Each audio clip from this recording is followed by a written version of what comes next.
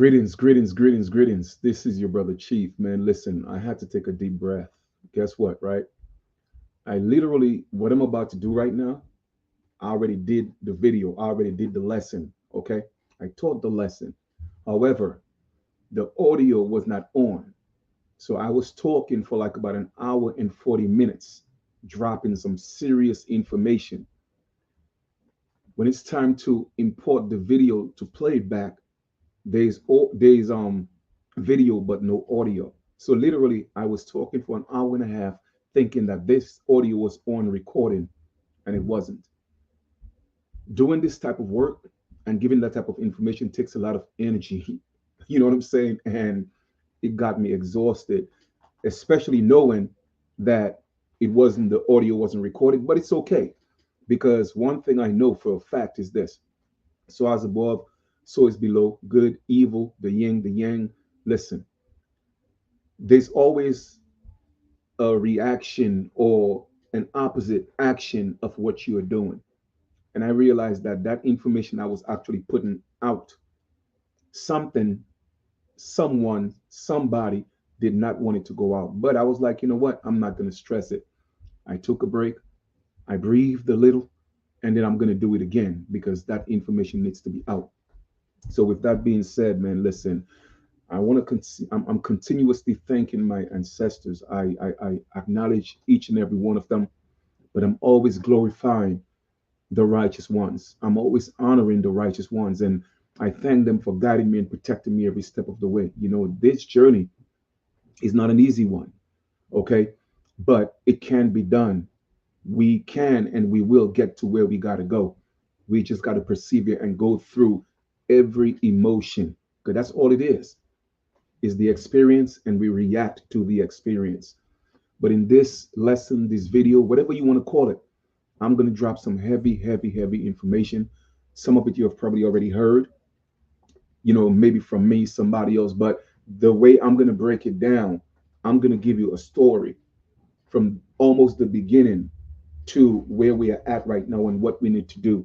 You see, a lot of people are hitting me up, hey, Chief, what do we do next? And my thing is this: it's a beautiful thing to see our people getting up and saying that we are the American Indians, we are the original people. That's all well and good. Man, listen, I've been doing this for years now. I've been teaching this for over 12, 15 years, but I've been on this journey for over 24 years. You know what I'm saying? Dealing with the legal and the lawful system and fighting that beast on behalf of my people. And I've had a lot of successes. You know what I mean? But where we are at right now, a lot of people are just talking and they don't know what to do. They don't know where to go, where to turn, but they know that we need to do something. They just don't know what to do. You feel me? So with that being said, like I said, pardon me if I get a little bit, choked up because I did like a whole hour and 38 minutes, like I said, talking, thinking this thing was recorded and it wasn't. So I'm a little bit tired because it takes a lot of energy to bring that type of information out there. But I'm asking my ancestors for strength and I could do this. So here we go. I'm going to get right into it. I'm not going to draw the information out. I'm going to hit you with banger after banger after banger after banger. All right. So, like I said, all right, we know who we are. We know who we are. So, what's next?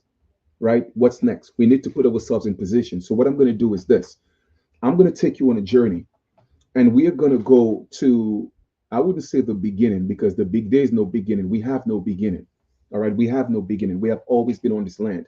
The first thing that needs to be established is this: we are the original people of the Americas. In fact, of America. America is one landmass. North and South America are still connected. It is still one landmass, but because of colonization, of course, that was the first divide, right? The first divide to start breaking us up in compartments, all right, so that we could start fighting each other. And that's where we are at right now. However, it is still one continent, it is still one landmass. This is our birthright, this is our inheritance, okay? And we know this. What I want you to know is this, though: we don't have to convince anybody else of who we are. They already know. But we spend too much time trying to worry about what people think and trying to convince people that we are the first people of the land. We know this. You feel me? So we don't have to convince nobody. All we have to do is focus on what we need to do, because our situations like this, right? This is a gap, right? The American continent is a gap. And this gap has a perfect people that fits in it, right? And until these people are restored, this continent could never be great again. So to make America great again, the people, original people of that land, need to be great again. That's the only way America is going to be great again. So that void, there's a void that needs to be filled, but it must be filled with the organic people, and that's us. You feel me? So while the left and the right, they're fighting, don't worry about that. Let's not focus on that. That ain't got nothing to do with us. And I'm going to break all that up in this video. So what I'm going to do is, since we know that we're the original people, supposedly Christopher Columbus and these other colonizers, they came here in 1492, right? Of course, we could go further back and give records and records of other ethnic groups and nations coming into our motherland, right? So we're not going to get into that. We're going to talk about recent history, 1492. What needs to be comprehended or understood, overstood, understood is this, right? The people who came here in 1492, it was not the pale man. It was not so-called white people. And I'm saying so-called white because nobody's white and nobody's black, okay? So with that being said, those people were people of color, so-called people of color, so-called black people. They were the ones who came here in 1492. And when they came here, they saw people who looked just like them. Our people embraced them as brothers, but they started encroaching on our land, our women, and disrespecting us. And that's when the war started to break out. Okay, jump to the 1600s. That's when pale-skinned people, so-called white people, will also come in here as slaves. Okay, they'll tell you, oh well, indentured servants, this romantic word. No, slaves. They came in as slaves. The etymology of the word slave came from the root word Slav, and Slavs are Caucasian people. Also, let's not forget the migration of the East Indians who came here as slaves. They'll tell you servants, but they came here as slaves. All right. Let's not forget another migration of the Mongolians that came in the 12 to 1300s. So we have a plethora of different ethnic groups that came into our land that created this multicultural mix. Okay. So when you go into places like Dominica, Guyana, Trinidad, you'll see people called Dogla, and even in Dominica and St. Vincent, you will mistake these people for the original people, but they're not. We are the original people. You feel me? But anyway, that's another story. Okay. However, we already had huge establishments, huge civilization. We were the one that gave the world civilization. We gave civilization to Africa, and it's not the other way around. Okay. So we had the establishment of what we call the Iroquois Confederacy. Okay. And I'm just kind of like taking you all the way up now when the United States was created in 1776. Okay. So this was supposed to be the deal. The Iroquois Confederacy was standing strong.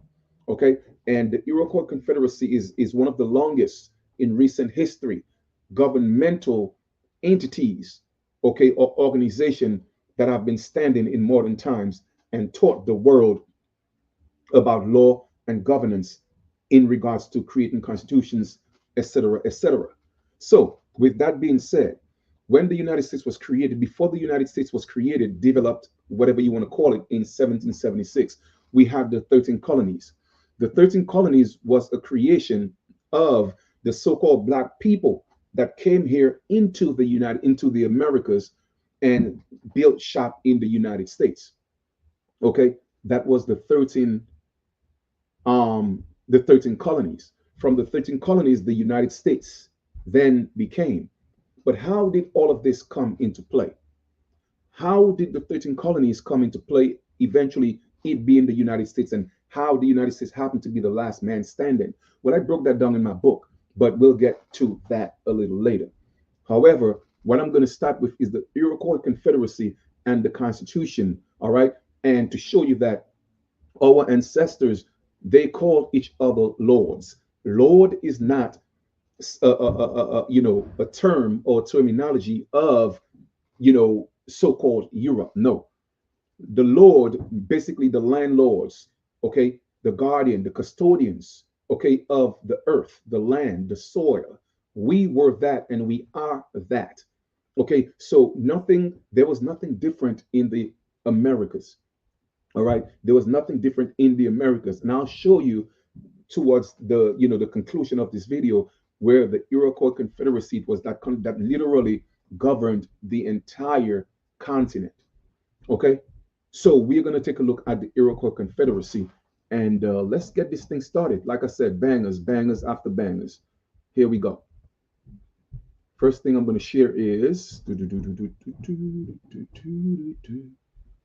Mhm. Give me 1 second, please. Cancel that. I want to be here, so let me share my screen. Share the screen. I want to share Constitution of the Iroquois Confederacy. All right, here we go. So, Constitution of the Iroquois Confederacy.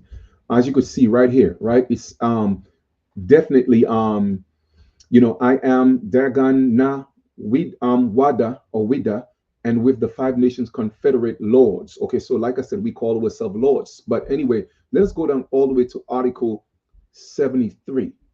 So we see what we had in place for people that came into our land, the migrants, the aliens. All right, let's go to Article 73. And since this constitution is the foundation of all constitutions, then all this, it is still concurrent. Okay, let's go to 73. Now, let us read this. What does it say? Oh, as a matter of fact, you know what I'm going to do? So that I'll have more real estate, I'm going to get off camera right now because I really want to focus on what I'm talking about. And when I'm done or I'm about to conclude, I will come back on camera. So let me go ahead and stop this real quick. And I'm going to stop my video. Give me 1 second, stop video. And we're going to get into this, man. Get into this because I really don't want to lose sight of what I'm doing. All right. I want to make sure I just focus on this. And like I said, I'll come back on video towards the conclusion of this build. All right. So here we go. This is the Iroquois Confederacy. And what does it say? 73. It says, the soil of the earth from one end of the land to the other is the property of the people who inhabit it. Okay. So therefore, this soil belongs to us. We inhabited this landmass called the Americas. All right. It wasn't the natives or people of their likes, but I'll get into that in a few. By birthright, the ongo the onwe onway the on the let me see if I can pronounce that correctly.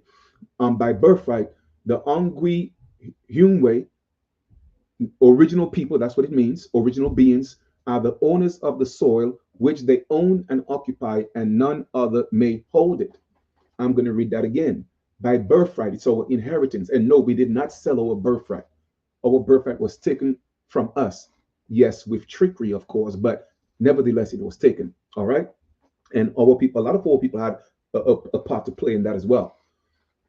But it says, and that's the Iroquois Constitution, from which the 13 colonies got the Constitution, and then we literally developed one for the United States. We did, the original people. All right.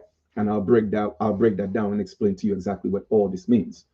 By the birthright, the Unwe original beings are the owners of the soil which they own and occupy, and none other may hold it.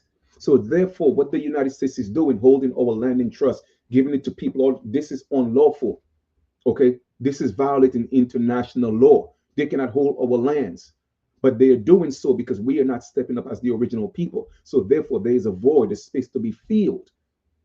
Nothing in this realm could be voidable in terms of space, occupying space. You see what I'm saying? Even if you could look at the surface and don't see anything on the surface, there's something there. Your eyes just can't see it. So with that being said, the United States is holding our land, but we allow them to do it in a sense because we are not stepping up as the original people. Okay. The same law has been held from the oldest time. So if we go back from time immemorial, okay, you'll realize that the original inhabitants or any inhabitants of a land, it was theirs by birthright. And no other ethnic group, race, nation, okay, could just come and take it. and say it's theirs. Even if they fought for it, it is still not theirs. Okay? It belongs to the original people of that land. So this is our land, unequivocally our land. Okay? Now, it says, the great creator has made us of one blood and of the same soil. He made us, and as only different tongues constitute different nations, he established different hunting grounds and territories and made boundary lines between them. 74. When any alien nation, you hear that? When any alien nation or individual is admitted into the five nations, like what we allowed the 13 colonies to enter into our realm of nations, okay, our realm of existence, which later we allowed the United States to come into our realm of government, okay. So I'm going to read that again. When any alien nation, but you see how they flipped it around and they're calling in the original indigenous people aliens. Now I'm going to explain to you why I say original in front of indigenous. I will get to that in a few minutes. However, if you think because you are born in the United States, you're not an alien, you are mistaken. We are all aliens to the United States because why? The United States is a corporation. And if you don't think you're alien to the United States, then you are a business. And if you think you are the business, then that's fine. You're not an alien. But I'm going to prove to you all these things that I'm talking about. Don't believe anything that I say. Because if I ask you to believe me, I'm lying to you. Because in the word believe is the word lie. I only deal with facts, what I know to be true. And you could do your due diligence and prove me wrong. So in the Iroquois Confederacy Constitution, Article 74, it says, when any alien nation or individual is admitted into the five nations, the admission shall be understood only to be a temporary one. So therefore, the 13 colonies, the United States is only temporary. And I see a lot of people are fighting back for the republic. Now, it is still not ours. It does not belong to the original people of the Americas. It belonged to the original people of Europe, which are also people of so-called color, so-called black. Okay? And their posterity, their children, their descendants. You feel me? The republic belongs to them. The organic government, which is that of the soil, the law, belongs to us. You dig? So let's read this part again. When any alien nation or individual is admitted into the five nations, the admission shall be understood only to be a temporary one. And that's also based on international law, or what we call occupancy laws, which I have as well. All right. Should the person or nation create laws, do wrong, or cause suffering of any kind to endanger the peace of the Confederacy, the Confederate what lords shall order one of their war chiefs to reprimand him or them, and if a similar offense is again committed, the offending party or parties shall be expelled from the territory of the five nations. All of this is ours. And because they have violated this constitution in every way, because why? They have done wrong and they have created loss. We have lost our identity. We have lost our land. The wrongs that they have done is imprison our people. What you call a false construct of what education is, what history is. We have so many different claims that we could make, but it has to be made on an international level. And I'll get more into that the further I get into this lesson. So at this point, I'm going to stop here because I just wanted to show you that we have grounds, okay, within that constitution, our constitution, okay, to take actions on an international scale. All right. I'm going to get back on camera here real quick. All right. And I'm going to show you. This is my lordship proclamation. My lordship proclamation, because like I said, we are lords, we are landlords. So you could be a lord as a man and a lady as a woman. All right. So at the conclusion of all this, I'm going to show you how all that can be done. All right. So this is my lordship. I have claimed my lordship. You see, when you know, you know, and when you know, you're supposed to do better. So I'm doing better. All right. So let me get off camera and let me continue to give y'all this heat. All right. Okay, boom. We got that. Let us go into the next one. The next one we're going to get into. So we know that our ancestors, okay, they were the ones who literally um, gave the 13 colonies permission to establish themselves.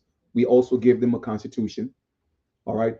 And then we even took it further and then assisted in creating the United States. Now, you may ask, well, Chief, why would they do that? Well, let me explain that to you. There were so many wars that were taking place on our soil. Mind you, we have never lost a war, never lost a war. That's why they had treaties. You feel me?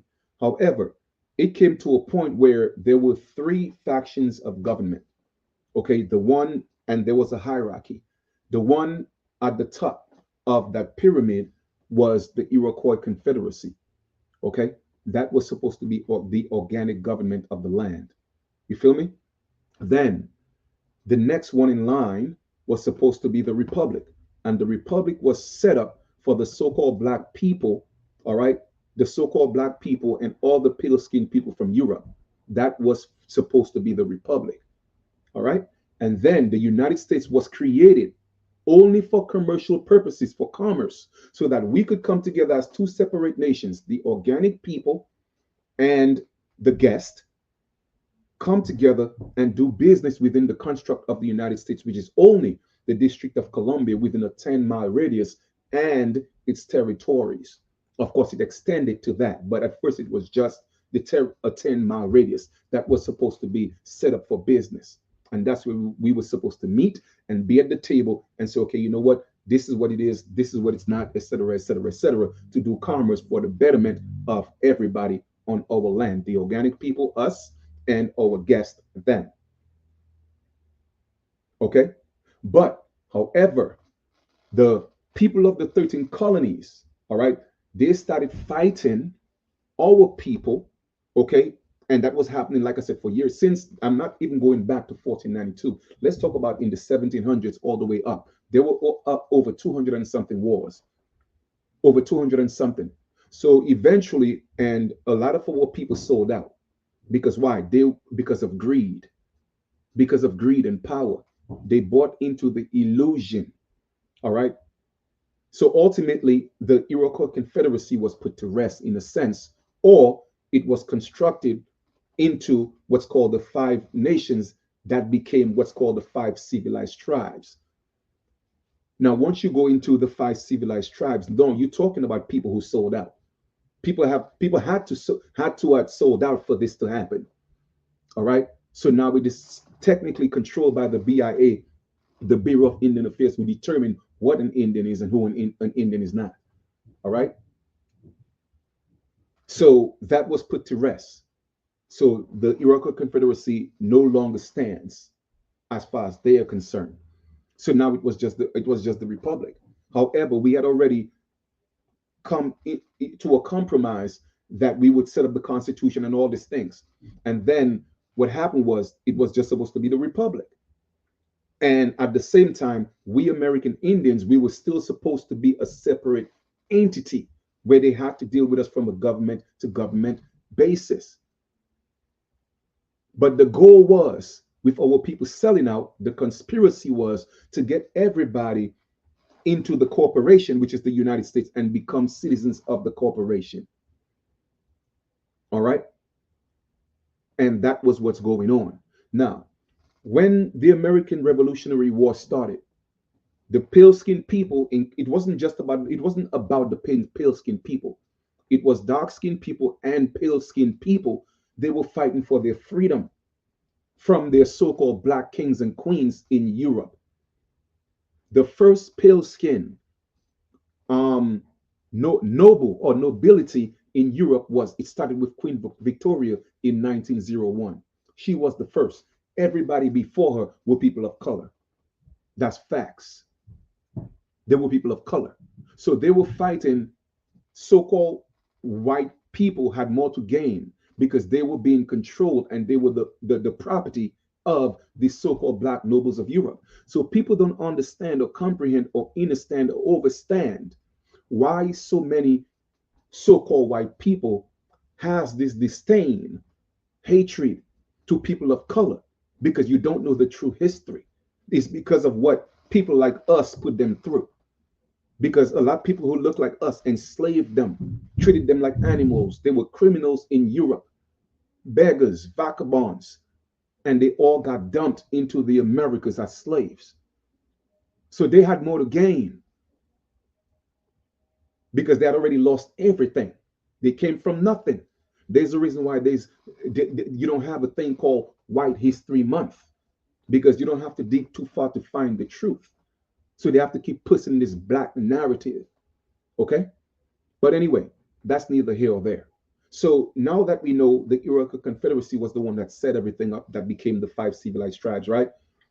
So the goal was to diminish that structure and make it more of a de facto government opposed to a de jure government, a government for the people and by the people, organic government, right? So the United States stand, and it was the last man standing. Even if so, the original deal was it was created for, like I said before, the organic people and all the immigrants, the aliens who came here. All right. Let us go to how the so-called pale man, you know, rose to power, and all of a sudden they think the United States is all about them. Well, the term white, it had nothing to do with Caucasians. Caucasians were not the one called white. Okay, they were not called white. White people were the the so-called Negroes that created the 13 colonies, because white means freedman. Freedman. That's what white really means. It means a freedman, a free person of color. All right. And then it started. It was applied to people of color when it started. Not people of color, so-called white people, when it became something of skin. But it has nothing to do with skin, because nobody's white, nobody's black. So white people were actually so-called black Negroes from Europe, the freedmen. And all people started adopting that term, because why? They wanted to start fitting into that society. So when you go back, even in the islands, you'll see it have free people of color all over the Americas. That's the organic people that were here in the Americas. And some of them, you'll see it says white, but not white in color. It just meant freedmen. Okay. So all this time, we were still, even in 1790, when the first census was taken, we were not a part of that, because we had to remain as a separate and distinct people with our own government.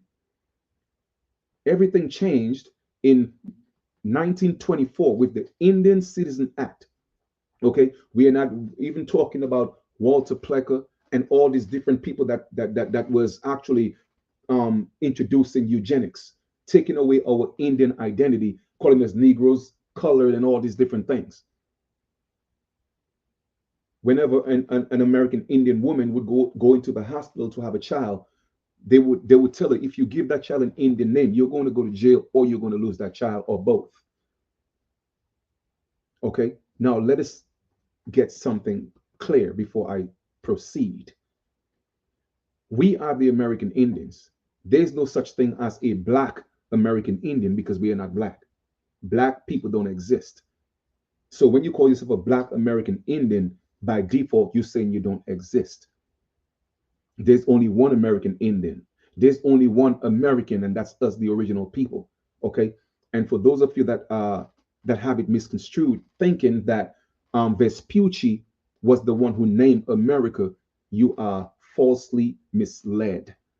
Okay. He took that name after the continent, okay, to give himself that power, or the prominence of, or the credit of giving the continent its name. No, that name America came from the name Amerique, and that came from Nicaragua in South America, and it became the name for the entire continent. So that belongs to us. All right. So with the introduction of race, or the introduction of race, okay, American is a race. Just like how you have Chinese or Asian as a race, American is a race. All right. That's our racial ethnicity, if I may. Okay. So that's a race. So there's only one American, and that's us. Let us get into the word Indian. A lot of people just think that American Indian is because Columbus was on his way to India and he got lost for whatever reason, and then he saw the people and thought they were Indians. Hmm. Or he wasn't in there. Well, that's interesting because guess what? Um, the East Indians, they are dark-skinned people. Some of them are even darker than us. So if you think they were Indians, at least we know the complexion was right. So how could it be these natives? But anyway, that's a different story, right? Furthermore, let us get into that word India. Where did it come from? The word India originated from the word Indus. And most people think that Indus is just a river in India called the Indus River, hence the word Indian. No, the word Indus or India came from the word Indus, and Indus is a constellation. And guess what? The entire Americas is under the constellation of Indus. Hence, they call the entire hemisphere, they called it Asia because they did not differentiate the borderlines. Okay, so they just thought all of it was just in there.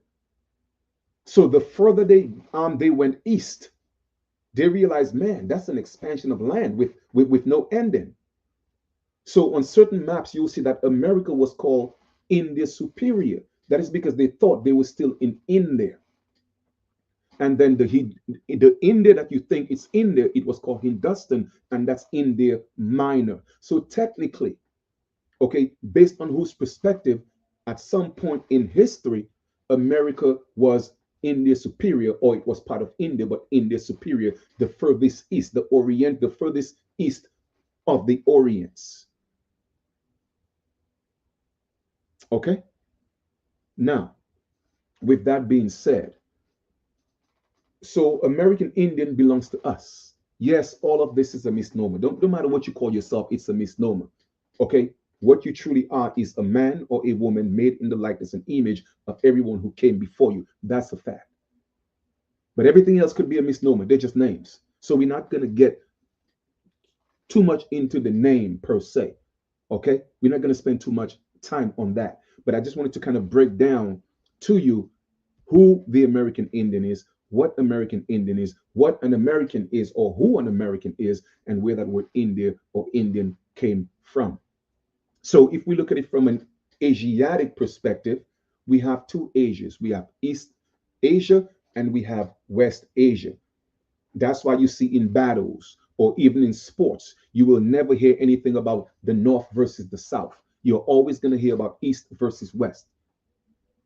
Okay? East versus West. You have two type of Indians under this constellation of Indus. You have the East Indians and you have the West Indians. The entire Americas, even parts of Africa, if not all of Africa, is still considered the West because they are in the Western Hemisphere.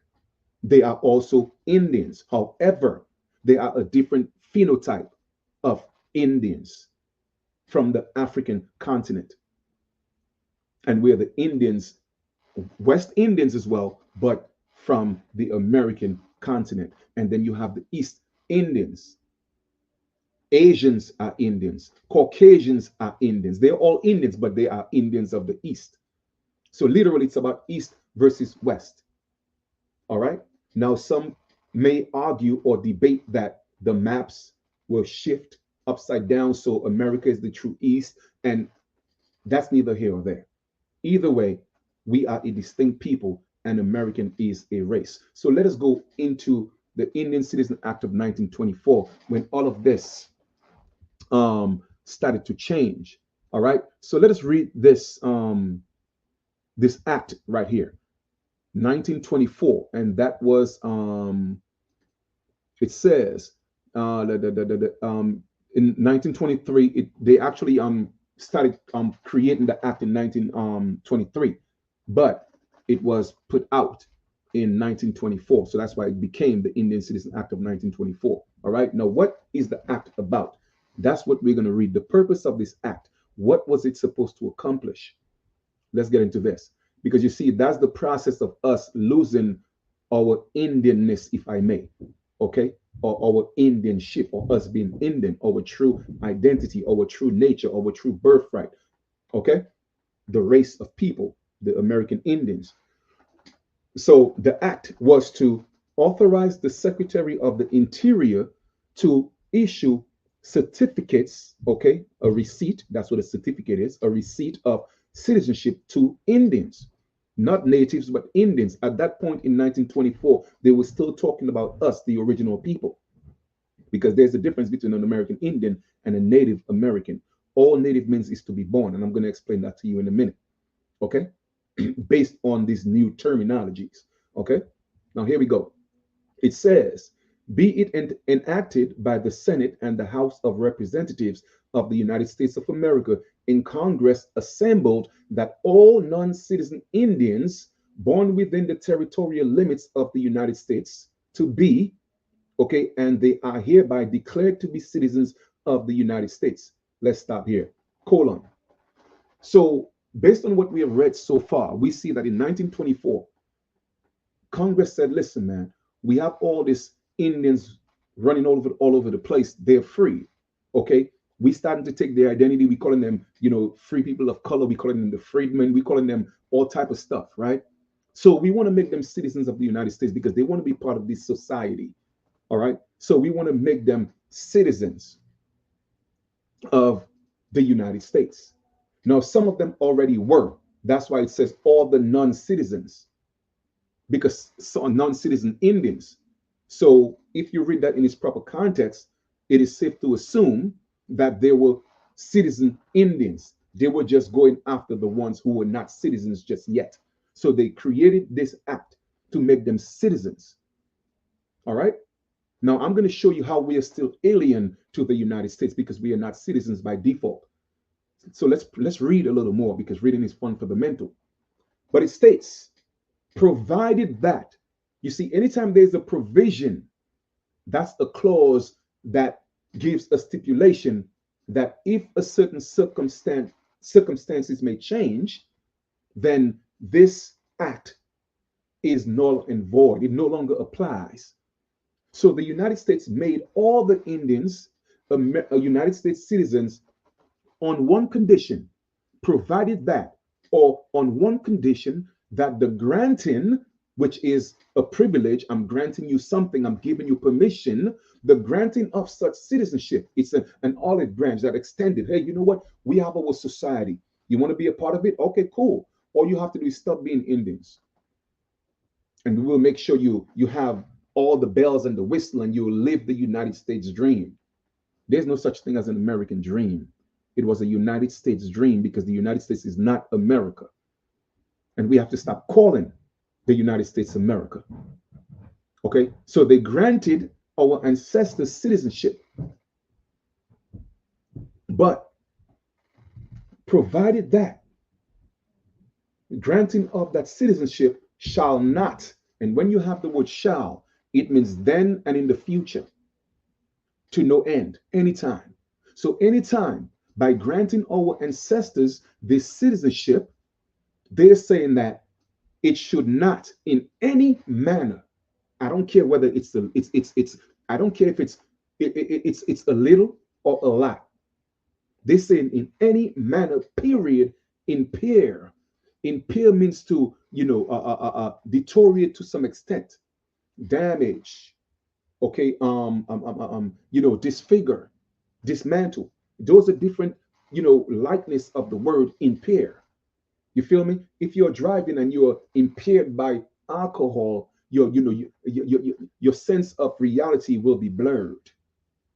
Okay? So therefore, by granting this citizenship, provided that it does not impair in any shape, form, or fashion, or otherwise could be the most minute thing, affect, okay, affect the right of any Indian to tribal, meaning not taking away our Indianness, our Indianship, or other property. So by default, we are not United States citizens. Because why? When they passed that act, there was a provision in there that says if it impaired us being Indians or tribal or our property, let me ask you a question. On record, are they acknowledging us as American Indians or Black or African American? I rest my case. So therefore it was impaired. Do we have our land? No. So therefore it was impaired. Do we have our American Indian names? No. So therefore, it was impaired. Can they come take our children and we can't do anything about it? Or at least you don't think you can? So it was impaired. So therefore, by default, we are not United States citizens. And I'm going to prove that even further as we go along. All right? Let me stop sharing. The next thing we're going to do, we're going to get into, so this Indian Citizen Act of 1924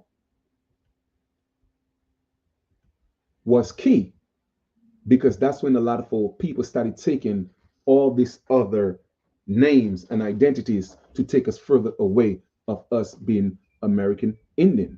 Now, there is a professor, all right, that teaches politics at the University of Missouri in Kansas City. This is what he wrote, okay? He wrote this document here. All right, let me just go ahead and share this with you. 1, 2, right here. It's called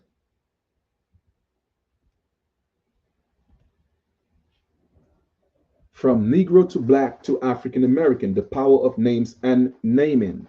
Now, mind you, that Indian Citizen Act, like I said, was very, very powerful. That's when our people were fed the illusion that being a part or a citizen of the United States was the thing to do or the thing to be. Okay? But it wasn't. And they learned that the hard way. So let us get into this little excerpt right here by Ben L. Martin. In December of 1988, news conference at Chicago's Hyatt Regency O'Hara Hotel, where leaders of 75 Black groups met to discuss a new national Black agenda. It was an agenda. All right. Jesse Jackson was pretty much at the forefront of that. Jesse Jackson announced that members of the race preferred to be called African Americans. The campaign, it was a campaign he then led to replace the term Black, met immediate success among African American opinion makers and more gradual acceptance in the national press. Boom, we could stop right here. What I want people to know is this: African American was not in 1988 from Jesse Jackson. It wasn't the first time that term, okay, was heard. That term was also in the 1960s, and it came from the Teachers Association. Okay, allegedly, I'm saying allegedly to protect myself, allegedly, which I know to be true, but I'm going to say allegedly, Jesse Jackson was a part of the Teachers Association, and allegedly, the Teachers Association was being funded by the Colonization Society, the same society that took a lot of American Indians in the 1800s and sent them to Liberia to create the colony of Liberia, and they called them Americo-Liberia, Americans in Liberia. And we to prove that we are the indigenous people, because when they went to Liberia, the indigenous people of Liberia were fighting them, telling them they're not Africans. Okay, so in 1988, there was a campaign led by Jesse Jackson to call us American Indians. Now, let us go to a next document that also happened in 1988. Well, do you think that's a coincidence? I think not, and I'll tell you why. All right, here we are. Share my screen. Let us go to h.con.res. That also took place in 1988. My brothers and sisters, do you think it's a coincidence that this powerful document, this powerful resolution is coming out in 1988, but at the same time, in December, because that was in September, but in December, Jesse Jackson stepped on the stage to say, oh, you know what? Let us call ourselves African Americans. No. You see, there's no such thing as a coincidence. Do you know what a coincidence is? Or do you even know what co means? Co means to be with. If you are a pilot and you have a co-pilot, that person is with you. If you are a driver and you have a co-driver, that person is with you. So coincidence means to happen with incidents, along with. So there's no such thing as a coincidence from what you were taught. A coincidence is as in a mistake. There's no such thing as a mistake. Everything that happens, it happens with incident. Okay? So let us go through the House Resolution 331. Now remember, the first thing I started with was what? The Iroquois Confederacy. That was the foundation of it all. The Constitution of the Iroquois Confederacy. All right? Where we allowed these aliens, these migrants to come into our land, to come into our home, to come into our house as a guest, a temporary guest. All right? Because at that time, Europe was going through a major construction or reconstruction, if I may. Because from the 1100 all the way up to the 13th, almost the 1400, they had the Black Plague that killed literally half of the population, millions and millions, in the likes of almost 50 to 100 million people. So Europe was ravaged. So there's no way Europe could have afforded to go to Africa and fund all these trips from millions and millions of Africans coming into the Americas. That's a lie. These people were already here. You feel me? King James, Queen Elizabeth I, they died broke and poor. Don't get me started. Okay? But anyway, let us continue and look at that H. Con. Res 331 in 1988. Like I said, the same year, a couple of months before, Jesse Jackson came on the screen, right? Now it says concurrent resolution. Concurrent means still active, still current, right? To acknowledge the contribution of the Iroquois Confederacy of Nations to be the development of the United States Constitution, and to reaffirm the continuing government to government relationship between Indian tribes and the United States established in the Constitution. So therefore, it is established that the United States is supposed to deal with us, our tribes, our people, even individuals, from a government to government basis, and that is reaffirmed. So therefore, it was already affirmed. They are just reiterating that that's something that was already in place. You see, it was affirmed. Now they are reaffirming. In other words, they are in agreement that it was us, our ancestors, that created and developed the Constitution of the United States. And they're supposed to deal with us again, reaffirm the continuing government to government basis. That relationship, like I explained to y'all in the beginning.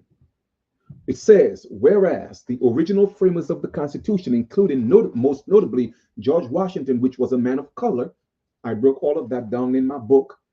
All of it is broken down in my book. And when we conclude this video, I will give you that information. George Washington and Benjamin Franklin are known to have greatly admired the concepts of the Six Nations of the Iroquois Confederacy, whereas the confederation of the original 13 colonies into one republic was the influence by the political system developed by the Iroquois Confederacy, as were many of the democratic principles which were incorporated into the Constitution itself.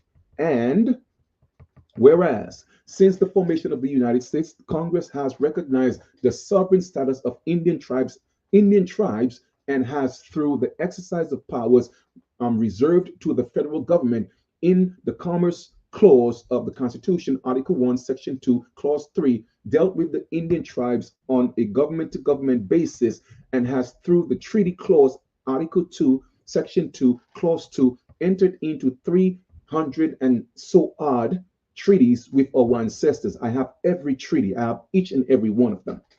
Okay, but let us go back to that word sovereign. Okay, recognize the sovereign status. Our status is supposed to be sovereign.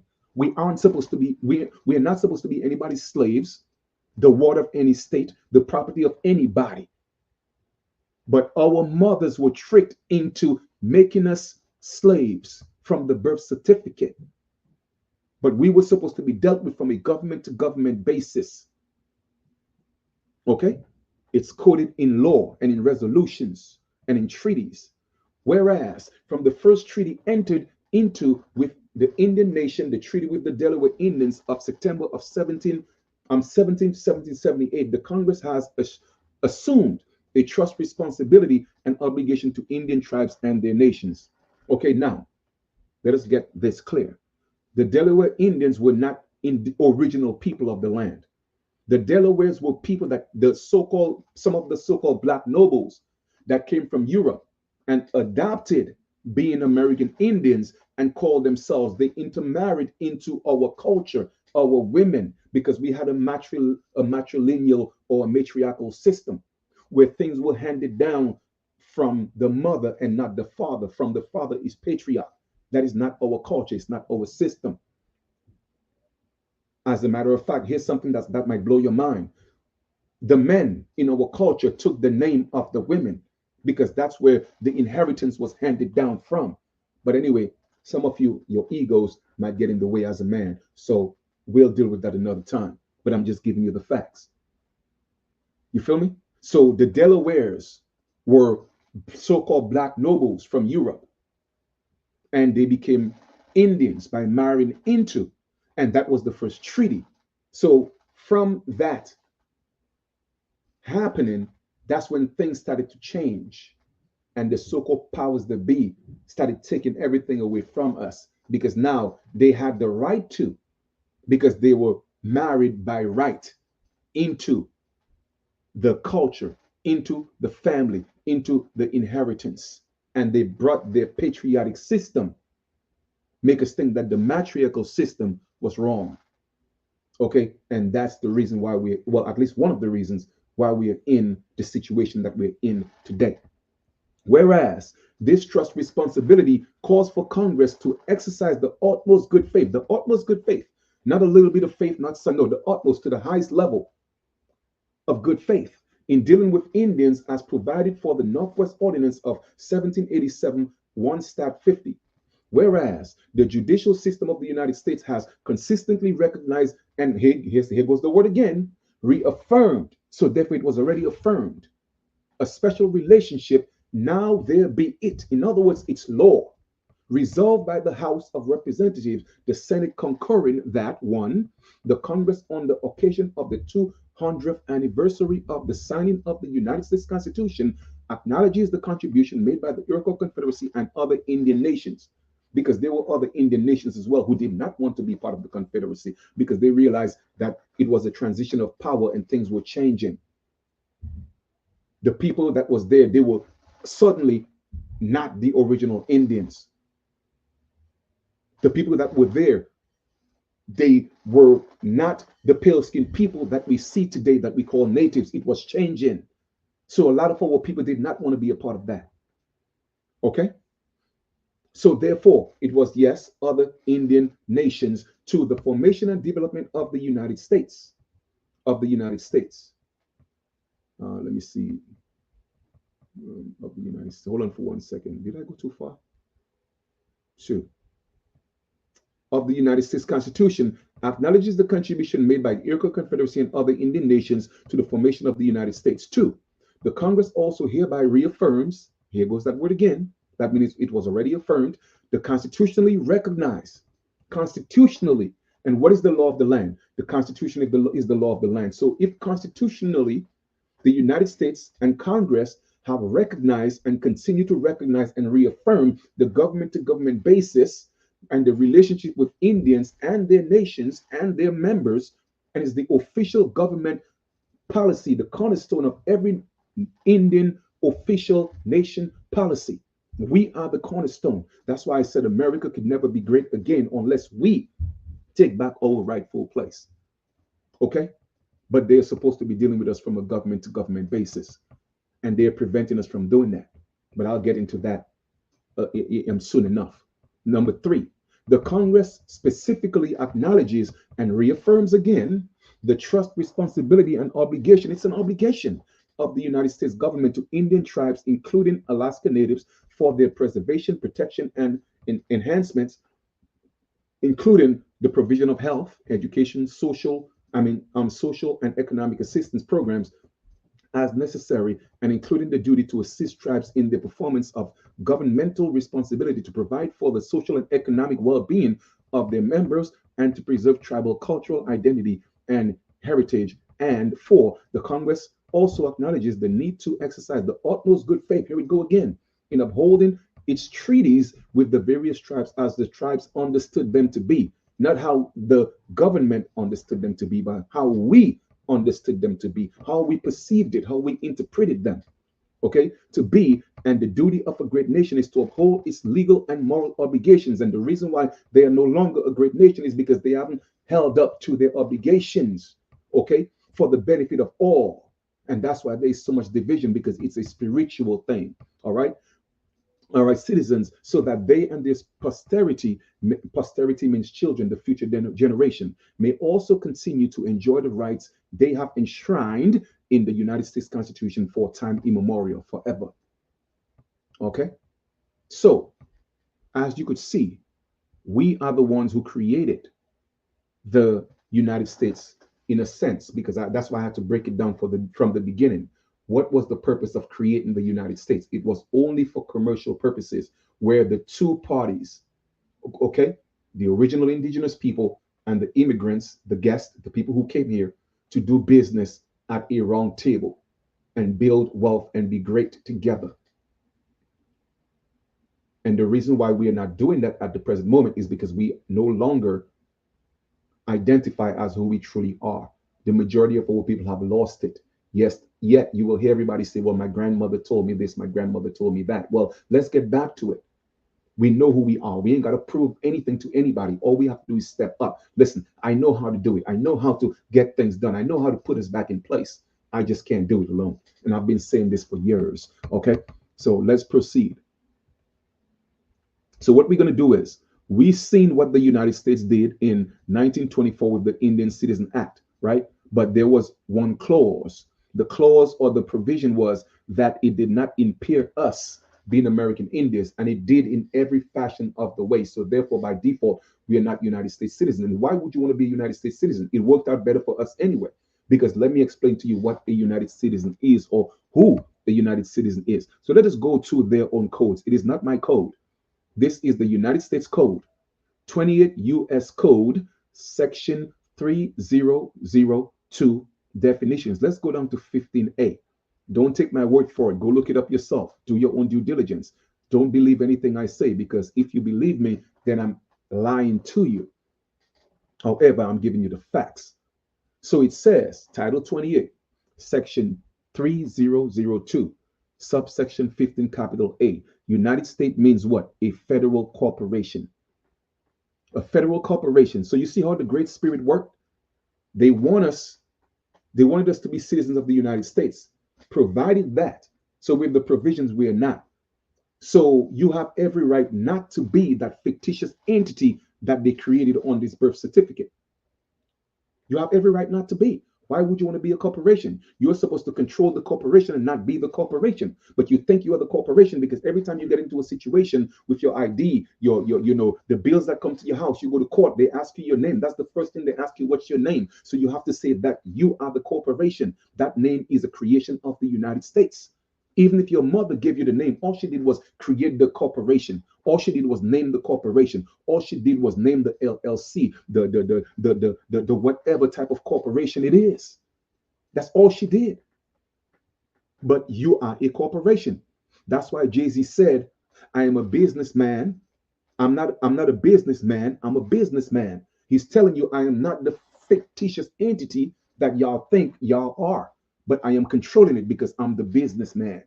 Now, whether it was intended for him to teach or for him to make his declaration, either way, that's what he was saying. And a lot of our people don't get it, because every time you hear music, it's always about entertainment and having fun and the BS. I pay attention, I listen. The very first time I heard that song, I caught it, because I'm sharp like that. All right. So let us proceed. So now we know that the United States, in their own codes, not mine, in their own codes, is a corporation, right? With that being said, if the United States is a corporation and the United States created a document to create its own people, in other words, the United States is playing God, the mother or the father, in their case, the father corporation, and the father corporation now is creating its citizens, its children. Okay, those are the fruits of its labor. Then they are also corporations. Well, Chief, what are you talking about? Well, I'm going to prove it. Let us go. I'm going to prove it to you. Let us go to the next US code. It is not my code, it is their codes. I'm just giving you the facts. It says in Title 15, UFC, United States Code, Section 4724, subsection E1. What does it say here? It says United States business. One, the term United States business means a United States citizen. So if you are a United States citizen, it's interchangeable with the United States business because the United States business is a corporation, a partnership, okay, or other association created under the law of the United States. That's why the birth certificate was created and an individual was created on the birth certificate, which you think is you. That's not you. That's the corporate entity that they created, but you think it's you. So they have a right to abuse it. You see, it is black. And they have you thinking that black has to do with skin or complexion. No, anybody could be black, because that's what it means. Be lacking. Color of law.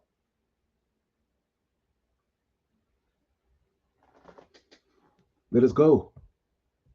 Next. So essentially what happened, or what happens is, since you are a creation on the birth certificate, which is not you, it was something that was created, an artificial person, then you have the status of what's called in legis, ens legis, okay, which is ENSLEGES, two separate words, ENS space LEGES. What does it mean? In law, in legis means a legal term that refers to an artificial being created by law, such as a corporation. It is not a natural person, but rather on an entity that exists solely because the law allows it to. The law, the government granted you life.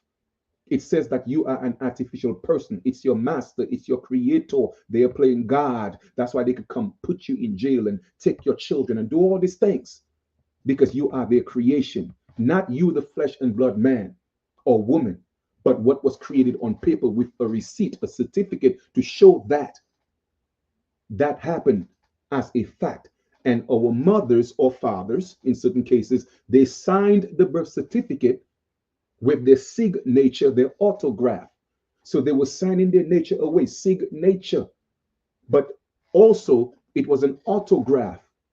And the first two letters in on the periodic scale of metals, gold, the symbol is AU. So anytime you sign your autograph, it represents gold, the lawful money of the land. That's why mothers are considered informants on birth certificate. They were informing the slave master, the government, the God, the creator. I mean, of course, not in its literal sense. That's not what I'm talking about. I'm not talking about the creator of the universe. I'm talking about the creator, the creation of what they created on the birth certificate. That artificial person they created on the birth certificate in all capital letters. You think it's you, but it's not you. You think it's you. You see, that's the monster. That's a monster. That's a human. And that's also in law. That's not you. You think it's you. So therefore, to enter into contract, they have to have you say that's you. What's your first and last name? Blah blah blah. Let's say your name is John Doe Jones, John Smith Doe. What's your name? John Smith Doe. Okay, boom, they got you, because now you are saying you are that artificial person. You are a monster. You are a human, and you are going to be dealt with accordingly. Okay. Now, there's a maxim that says family comes first. So if family comes first, why is your family name last? Your family name is supposed to be first. So if your name on your birth certificate is John Smith Doe, it is supposed to be in actuality the real person reversed as Doe as your first name, John as your middle name, and Smith as your last name, which is the middle name because it comes last. That's how they tricked you into thinking that that enligus entity, that beast, is you. All right? That is not you, my brothers and sisters. That is not you. Okay? That is a creation of the United States. Okay? Now, let's proceed. Where we gonna go? All right. So what we're gonna do now? I just showed you that the United States created a human, a monster, because everything is just being mirrored. All right, from a higher level of creation, so to speak, or manifestation. All right, they're just doing everything that was done in the beginning, creating their own human. All right, which is a monster. So let's read in the Black's Law Dictionary, not my dictionary, but the Black's Law Dictionary, second edition, and it's a dictionary that's used in law very, very often. It says, okay, a monster, a prodigious or prodigious birth, a human birth, or an offspring not having the shape of mankind, which cannot be heir to any land. That's why you cannot own anything, albeit be brought forth in marriage. You don't care if you're married or not. You cannot own anything. You cannot own land because why? You are a monster. An artificial person cannot own real things. The government is an artificial person, so how can it own real things? You see, people don't get this. A dead entity cannot control a living entity. The living is supposed to control the dead. You feel me? They just flipped it where we are being controlled by a dead entity because a lot of us don't know who we are. We don't know how to navigate through this. Yes, we know we are the American Indians, but what's next? That's what I'm here for. That's what I was called for. That's what I was chosen for, to show you what's next. Instead of just talking about it, instead of just thinking about it, I want to show you what to do and how to do. But like I said, I can't do it alone. All right. So that's who a monster is. You are a monster because you, and don't take this the wrong way. Like I said, the truth is the truth, whether you like it or not. What's on the birth certificate is the monster, and you think it's you. You see, I'm not a monster because I know that's not me. I've detached myself from that. I know I own it. I'll tell you that much, or at least one of the owners of it, but I'm not it. Okay? I'm not it. You feel me? So, what are we going to do at this time? We are going to see, let me see if I can pull that up for you. We are going to look at the definition of prodigious. All right? And we'll go look at the archaic meaning of that. And you'll see how we're going to tie everything in. Okay? Give me 1 second. So let's go to Google and let's put that in. All right? And let's see what we have. They have two meanings. There's an adjective and then there's an archaic meaning. So the adjective, it says remarkably or impressively great in extent, size, or degree. All right. But I promise you, so basically, when we go back to the meaning, it's an extensive, an impressive, big human monster. All right. It's a colossal, artificial person that they created. That's why it's called a monster, a beast. Right. But look at the archaic meaning. It says unnatural or abnormal. So it's an unnatural person. Every time you go to court, when you look at your the bills, that is coming to the monster, not the living man or woman. It's coming to the creation that they created. And therefore, if they created it, and that unnatural person or that inligis person or that human is incompetent, it's a minor, it's a child, then therefore every action that's done by that beast or that animal, that unnatural person, the United States is the one that should be held responsible. That's why when you do certain things, everything is backed by the faith and credit of the United States because they are responsible for creating that child without properly educating that child, the beast, the unnatural person, the Frankenstein. You feel me?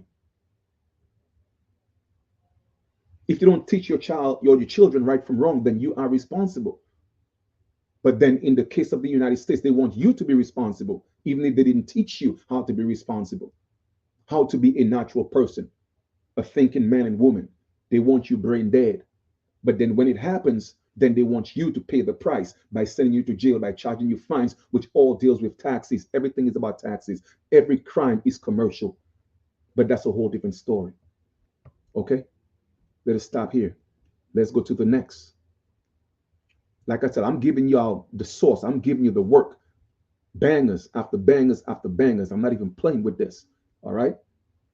So check this out. Now, when you look at all your IDs, your bills, The birth certificate, everything is in capital letters. What does that sig- what does that what does it denote? Capital or cap means, for instance, if you go to a graveyard, you'll see that there's a tombstone, right? If you go to a graveyard, there's a tombstone. What's another name for tombstone? Capstone. So therefore, cap, anytime your name is in capital letters, it means that you are deheaded, okay? Capitated. You are dead. So therefore, you are not living. You feel me? So your name being in all caps, it means that you are dead. You have lost some form of your manhood or your womanhood. Okay. And there are three different levels of capitis diminutio. And we're going to go through that right now. Okay. So a quick definition of capitis diminutio. Diminutio is a term from the Roman law that refers to a change in a person's legal status. You see, our legal status changed, our political status changed from American Indian, Negro, Black, Colored, African American, all type of names. Okay, you see how it was gradual until they got us to the point where they were able to create a beast, an unnatural person that you think you are. Okay, it says that a person's legal personality is destroyed, right, and replaced with a new one, turned you into a beast, turned you into a thug, turned you into a gangbanger, turned you into a bitch, because that's what they did. You feel me? And y'all think it's cool, but you went from landlords to tenants to niggas to bitches, hoes, Black, African American, because that's what you accept in your songs. That's what our people accept, and it's all over the Americas, not just here in the United States. Go listen to reggae. Go listen to calypso. It's even in calypso now. It's even in soca now. Go listen, not calypso, but soca. Go listen to it. One people, just different parts of the Americas, right? Because we are going through the same thing. It says by losing freedom, capitis diminutio maxima is one of them. By losing citizenship, capitis maxima is the highest form. Okay, so you lose your freedom completely. So you have no freedom with the all caps name. You think that's you. So when you go to court, what's your name? Okay, John Smith Doe. All right, let's go. You got to pay taxes because they own you.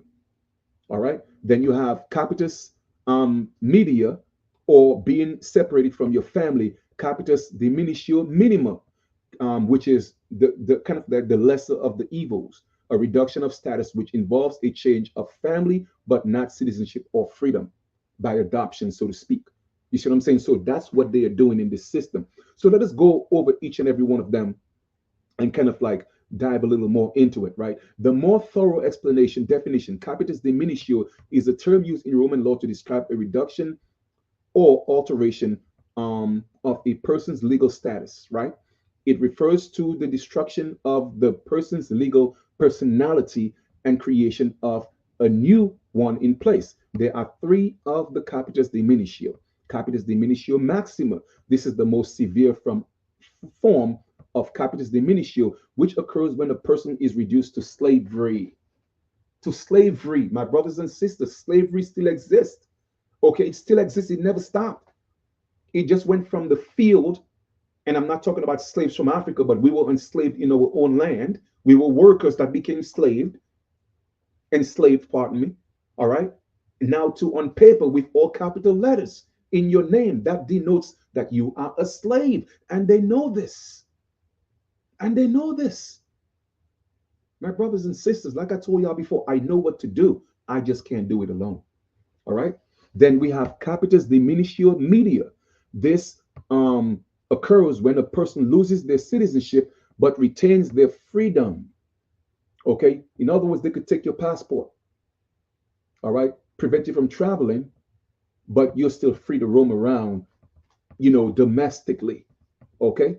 For example, banishment for life to an island or other restricted area had this effect. You know what the other island is? Like Rikers Island, the jail. You see what I'm saying? It's called an island. So that's an example of capitis diminutio media, along with capitis maxima, because the name is already in all caps. Okay?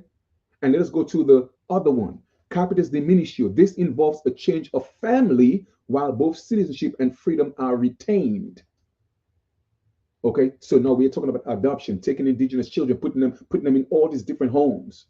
CPS, ACS, all of them could come take your children and you can't do nothing about it. Like I said, I know what to do. I can't do it alone because I could prevent all of that from happening. All right, boom. Next, I hope y'all open, man. I hope y'all open.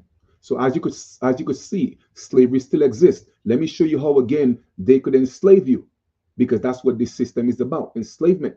The United States is the biggest slave plantation on the planet.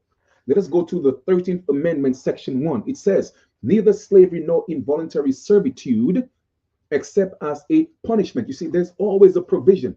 That provision is except there's a punishment. You feel me? So they're saying, you know what, in layman's term, slavery or involuntary servitude, okay, does not exist in the United States. It shall never exist in the United States. However, we have a way to enslave you. If you commit a crime, we could make you a slave. But guess what? Everything is a crime. You could take a red light, it could turn into a crime. If you don't have a driver's license because you're traveling, they know the truth, because there's a difference between traveling and driving, because it's in the law, it's in their codes. That's a crime. So everything has been turned into a crime. So therefore, that's their excuse in their legal system to enslave you, or involuntary servitude. Pay attention, my brothers and sisters, man. Pay attention. Boom. Let's run through this. We running through this. We running through this. Now, check this out. Like I said, I know what to do. I can't do it alone. So with that being said, yes, we can get redress. Okay, we can get redress, not reparations. All reparation means is to repair. Black people looking for reparations, they're not going to get reparations because, number one, nobody's black. And if they want to play the game and trick you into it, they'll say, okay, you know what? We'll give you reparations, but you got to stay African American. And they know you're going to spend it back anyway. So what do they have to lose? You feel me? But what we have to do is come together, not all of us, but enough of us, a few thousand of us. You feel me?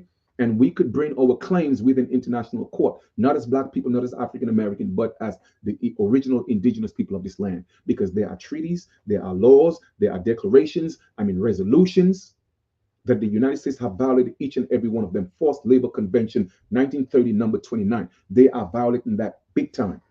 All right? Boom. Next. Let us go to the next one. Share my screen. Share my screen. Next. Okay. International Covenant on Civil and Political Rights. That's why I had to go and show you all these resolutions, show you the Indian Citizen Act. Guess what? They took away our identity. All right. That's a violation of the International Covenant on Civil and Political Rights. What did our people fight for in the 60s? The Civil Rights Movement. Guess what was the nickname for that? The Indian Citizen Act. Not the Indian Citizen Act, the Indian Civil, it was also called the Indian Civil Rights Movement. Have you ever seen Native Americans fighting and marching with our people? No. So that's, again, is proof again to show you who the real Indians are. You feel me? So all these are violations within the international law, the international platform.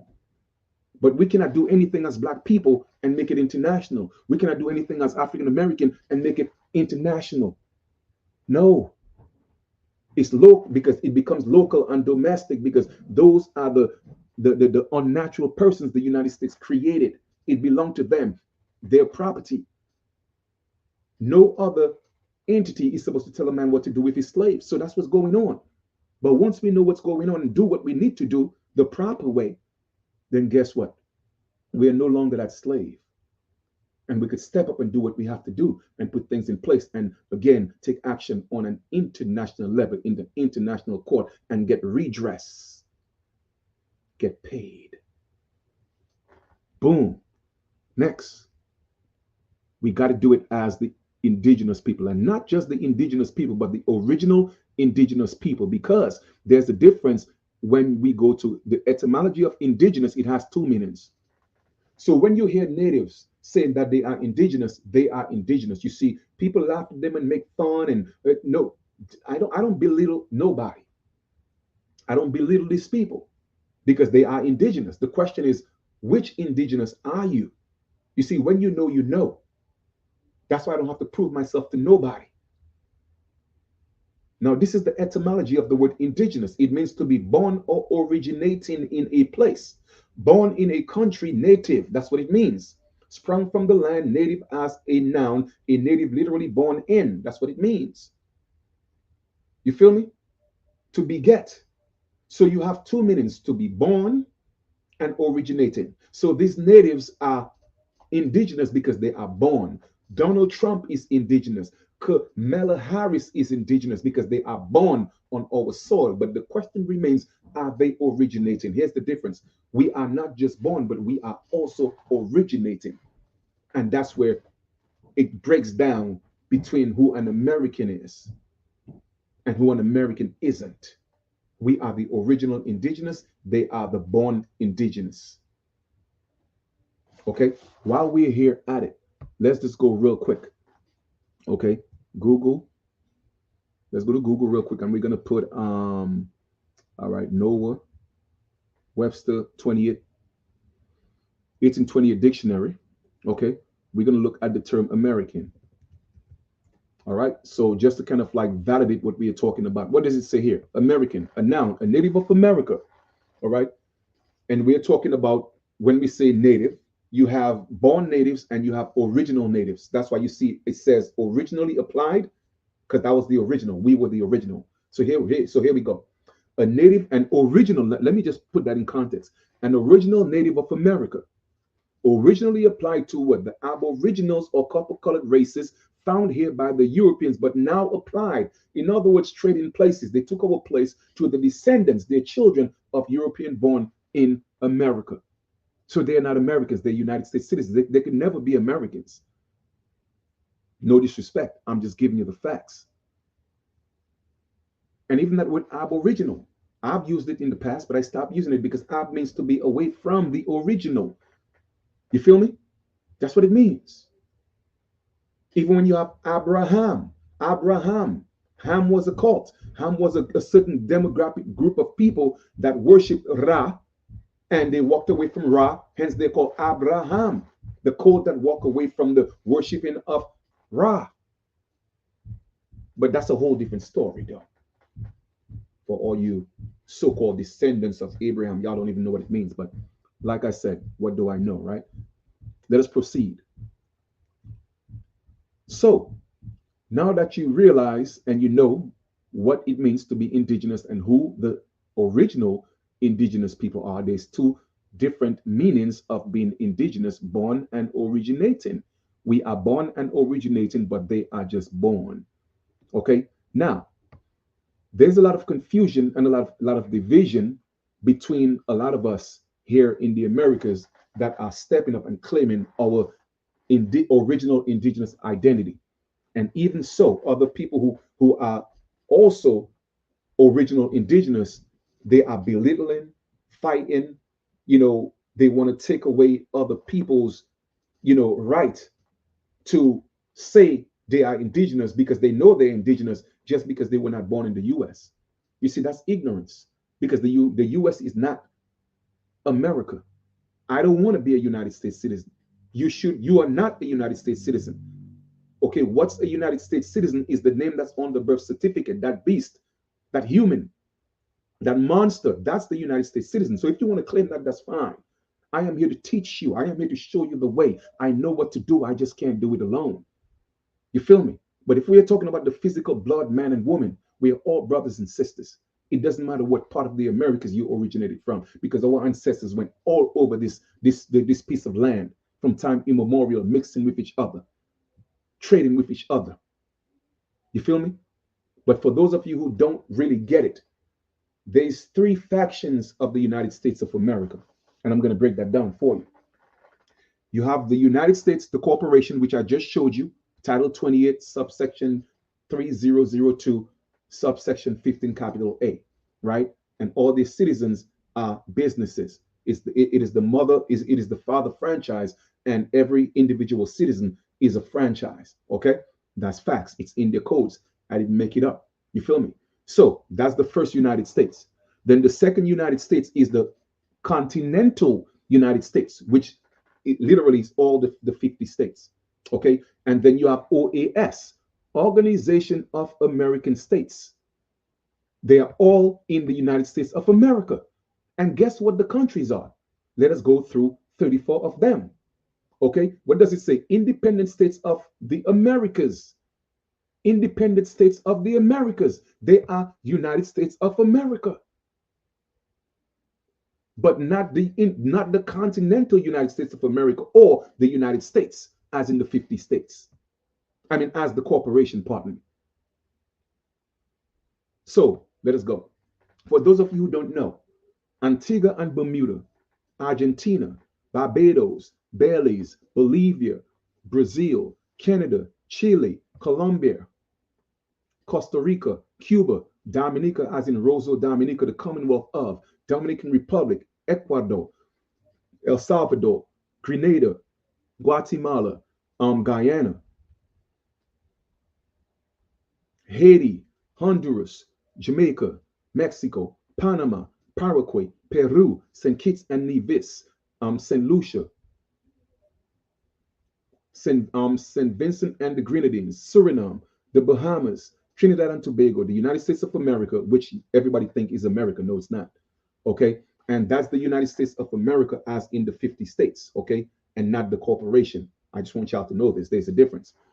Uruguay and Venezuela, all those countries are in the United States of America, but via the Organization of American States. They all came together and said, okay, you know what? We are going to come together and we are one big, whether you call it a confederation, whether you call it nations together, whatever. The point is, they are all part of the United States, but in a different faction, in a different capacity, as in the Organization of American States.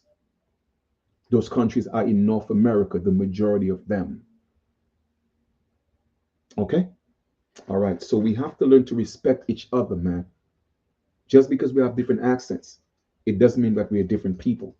And we got to stop with the hatred and the animosity and the BS, man. We got to stop that.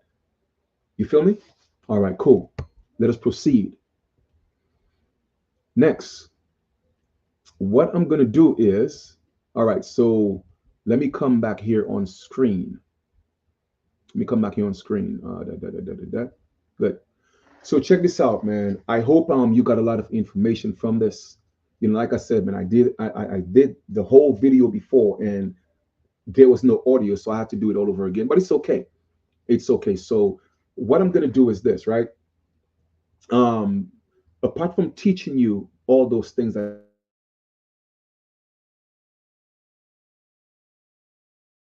they know we're American Indians, we know who we are, but they just don't know what to do. What's next? And that's where I come in. That's what I know how to do. That's what I was gifted with. Okay. First, let me just say, I'm not here to lead anybody. I'm here to lead myself, but teach you how to lead yourself so we could walk together and lead ourselves. I don't want to be nobody's chief. I am my own chief. I'm the chief of my family. I'm the chief of a nation. Yes. Right. But I'm saying all that to say, there are responsibilities that each and every one of us have to take, and we have purposes. And if my responsibility and my purpose allows me to be a chief to lead my people, so we could walk together and lead each other in the right direction, in a righteous direction, then if that's the will of the ancestors, so be it, because that's my purpose. That's my calling. You feel me? So with that being said, that's where we are moving into right now. Not just knowing who we are, or I'm not just here to make you think. I'm here to teach you how to do together, build together, get back our rightful place. I know how to do it. I just can't do it alone. You feel me? So what we're going to do is this. Look, like I said before, I cracked the screen, but I got to get another one, right? The frame, the glass is cracked. It fell, but I'll do it again. I'm going to just replace it. But this is my lordship, right? So this is what we're going to do. My email is literally right here, as you can see right here beneath on the where it says Chief Flying Eagle. My email is chiefflyingeagle@proton.me. Send me an email, and in the heading of the email, put consultation. Anyone who hits me up, I'm gonna give them a 15 to 20 minutes, half an hour, you know what, whatever it takes. Consultation. It's absolutely free. Okay, to discuss what's next. All right, and some of the things that's next is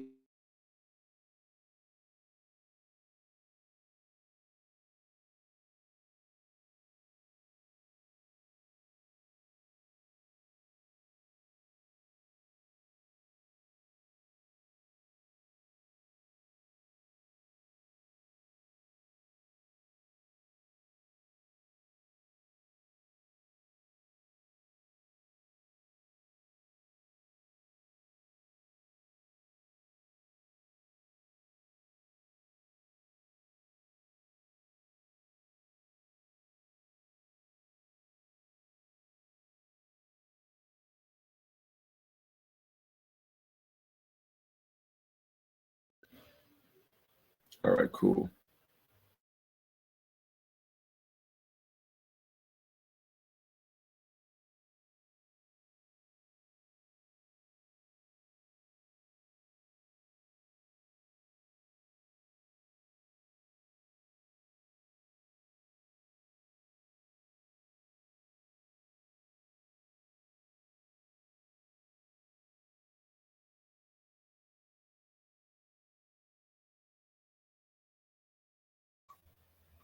Hold on for 1 second. Oh man, I'm almost done, y'all. I'm almost done. Okay. So I have to move that, come more towards, yeah, I tell you, man, this is crazy, boy. This is crazy. Every time I put the laptop down. Anyway, let me just finish this up. So what's going to happen is, like I said, give me a call, and not a call, but send me an email. In the heading, in the subject, put consultation. We'll talk. And what I'm going to do is I'm going to show you how to get your lordship as a man, ladyship as a woman. Also, each and every one of us should become ministers. We should become ministers because ministers are tax exempt automatically, right? But it's not just about being tax exempt. We all should be ministers. And what I mean by that is we should be ministering to our brothers and sisters. Am I my brother's keeper? Am I my sister's keeper? Yes, I am. And that's what we are supposed to be doing for each other. You feel me? That's what we are supposed to be doing. Okay, what's going on with this? Oh, man. Okay. That's what we are supposed to be doing. I'm trying to move around for some reason. All of a sudden, the internet is acting up, right? All right. So I'm going to show you how to become a minister. Also, what I'm going to do is, okay, you're going to learn how to take your name, and register it with the IRS as an American Indian nation. Also, the social as an American Indian nation. So whenever it's pulled up, it will come up as an American Indian nation. And it falls right in line with House Resolution 331. They're supposed to deal with us from American Indian nation. That's how you start protecting yourself and your children. All right. So you could ask more questions about that in the consultation. Now, like I said, the consultation is free to ask your questions. All right. But to request the service, we will discuss the particulars. But what I'm going to do is this. The first 50 people that call me, the first 50 people that want to go through the process of getting all this done, okay, you're going to get a free copy of my book, Gin Insistory Evaluation. Okay, with that book, what's going to happen is, or what I've done in that book is 360 pages of massive information. All right, the book in itself is $55, right? But the first part of the book, it talks about our story. Second part of the book, who came here and how everything happened. The third part of the book, I broke down Genesis, all right, from the Bible. That's why it's called Gin Insistory Evaluation, a play on words. You did. So what's going to happen is you call, you get the free consultation. Okay, and if you would like to my services to move forward to get all this done, all right, the first 50 people who wants to get it done, then or who got it done, put it say who gets it done, they will get a free copy of the book as a gift. All right. So man, listen, I had a lot of fun doing this. I hope you could use that information. All right. I hope you have a little more clarity in terms of, some of our history, the story, and I'm looking forward to hearing from y'all. So, like I said, the email is right there. Okay. Chief Flying Eagle at Proton Me, at proton.me, Chief Flying Eagle at proton.me. It's right below the screen. Okay. Go ahead, send me an email, set up that consultation, and let's get this thing started. Because, like I said, we must start the approach towards getting redress and repair our people, which is what reparations is. And I'm not saying money is going to repair us, no, but it will help. Okay, less stress and at least less of a financial stress, so we could put things together, put things in perspective, and do what we got to do. I thank you for listening to this video in its entirety. Go ahead and share the video. Let's make some moves. I'm here for my people. I'm here for you. I truly love y'all. I've said this on many, many occasions, and I'll continue to say that. Let me see if I can get back on camera here. For some reason, it's bugging out. But anyway, thank you for being a part of this build. Okay, share the information, like I said, and hit me up, Chief Flying Eagle at proton.me, for that free consultation so we could move forward, so I could show you, okay, what's next and how to do it the proper way. We got a lot of work to do, and so that we're able to take things from the private sector into an international platform so we could get redress, and we could do that. I know the house. I can't do it alone. So enjoy the rest of your 24. May our righteous ancestors continue to guide and protect you. And don't forget, we have to be good to each other. We have to love each other. We got to respect each other. We got to build each other. We got to uplift each other. All the low vibrational stuff, guess what? It's a choice that we make to make them things go viral. It's a choice that we make to promote it, whether it's Carmela, whether it's Joe Biden, whether it's Donald Trump, whether it's Jay-Z, whether it's Puffy, whether it's 50 Cent, whether it's Rick Ross. They're all distractions. You feel me? Let us focus on what we need to do and make our people whole again. Let us get back our birthright. Let's step back into our rightful place. We got work to do. I look forward to hearing from you. All right? We'll talk soon. Take care. One love.